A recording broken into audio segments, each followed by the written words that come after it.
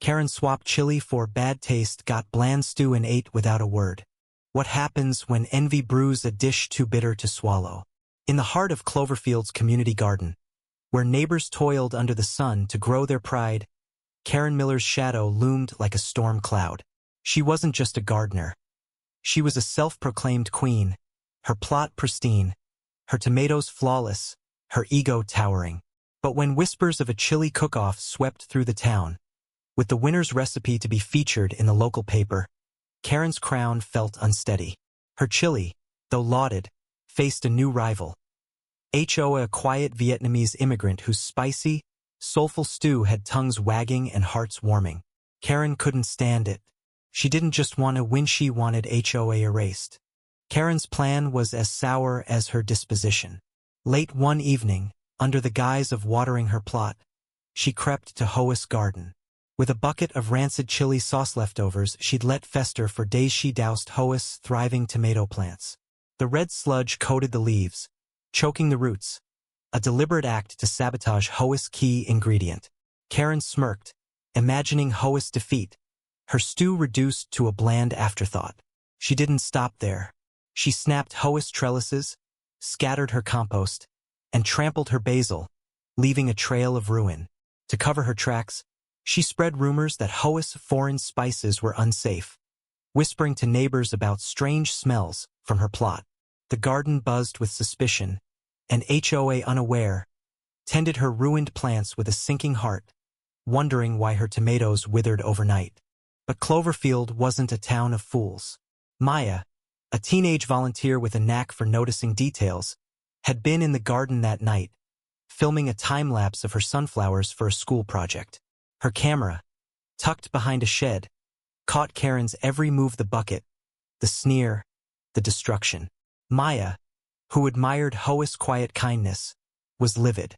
She didn't confront Karen directly. She was smarter than that.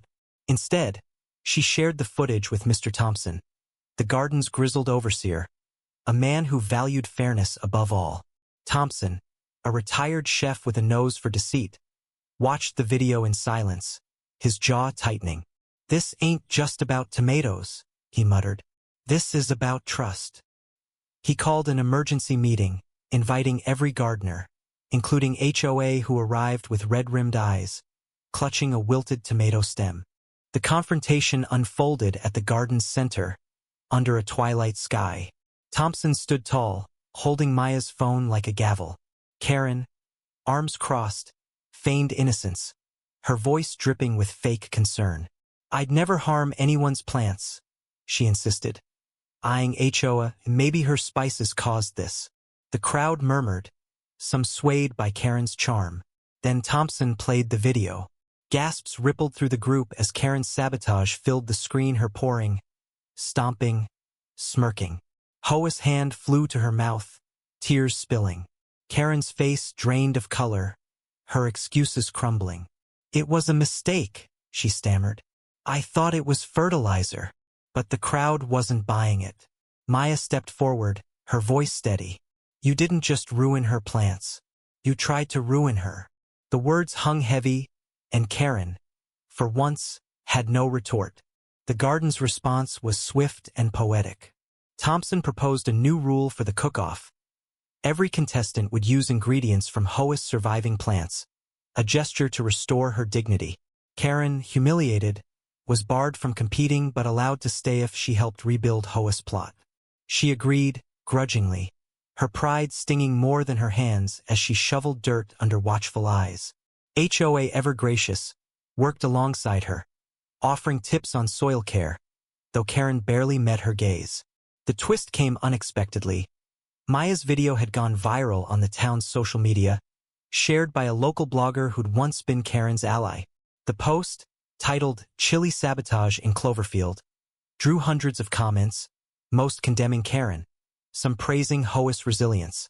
A stranger, moved by the story, donated heirloom tomato seeds to Hoa, ensuring her garden would thrive again. The cook-off day arrived, vibrant and crowded.